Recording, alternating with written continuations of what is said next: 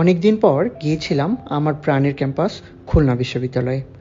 প্রাকৃতিক সৌন্দর্যে অপরূপ এই বিশ্ববিদ্যালয় ক্যাম্পাসের প্রতিটি কোণেই যেন সৌন্দর্য লুকিয়ে আছে। আজকে নতুন একটি সৌন্দর্য উপভোগ করলাম।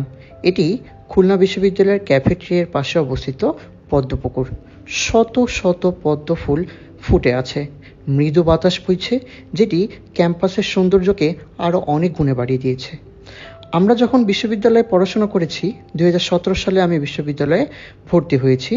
আমাদের একাডেমিক ভবন 2 অর্থাৎ লাইফ সায়েন্স বিল্ডিংয়ের ঠিক পেছনে এই পদ্মপুকুরটি অবস্থিত। এই পদ্মপুকুরের পাশে বর্তমানে ক্যাফেটেরিয়া আছে, কিন্তু আমরা যখন পড়াশোনা করেছি তখন ছিল তপনদা, সাইদুল কিংবা হুমায়ুন ভাইয়ের দোকান।